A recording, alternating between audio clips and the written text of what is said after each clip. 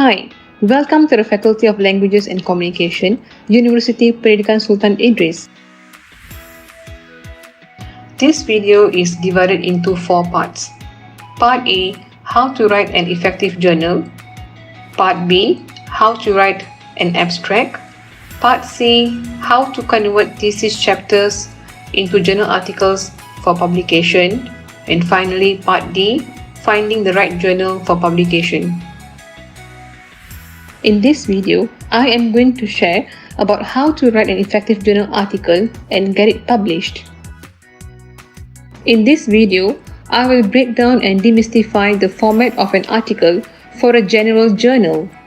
I must acknowledge that most journals, particularly specialty ones, may have their own style of writing, so the articles you read in them may not follow the format of the journals available online. One of the things you should always do before submitting a paper is read articles published by the journals to which you are submitting to get a sense of the conversations being had in its pages and to find a model for your own work. When you are planning to write an article, it is very important to bear in mind the 4 A's. Aims, audience, awareness of existing work, and to be able to articulate your ideas clearly.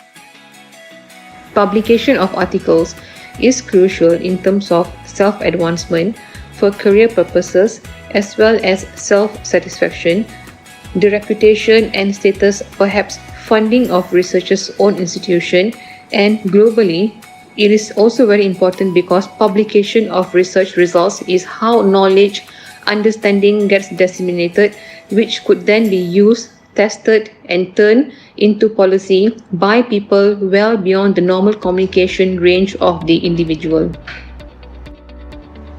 Having decided what it is you wish to communicate, the next important decision is to whom? Fellow professionals, policy makers, general audiences of non-professionals, each of which has to be addressed in very different ways, and that would then translate the question, where do I publish the articles? Because there are numerous journals which have very specialized scope either in particular discipline or particular community practice, perhaps focusing on a particular geographical region. It is vital when writing an article, you don't simply cover your own work, but whether you can contextualize it in relation to existing literature or current policy or issues which you use to anchor or frame your own argument. Referencing the work of others when you cite them or quote them directly is very important. Plagiarization or self-plagiarization can lead to damage your own reputation or indeed the reputation of the journal, or if they have to withdraw something. It is very important to think clearly about the structure of your article. You have to have a logical development across the success of sections of your articles and think carefully about the relative length of each of them. Specific journals have clear requirements, and obviously you have to follow those that have been provided. A good tip would be to leave both the introduction and the conclusion to the end, and by the time you have written the end part of your article, you will know what is it that you are introducing and what the key messages are that you are wrapping together in the conclusion.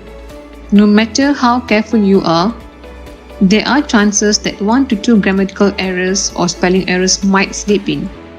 You can always get an expert to proofread your article.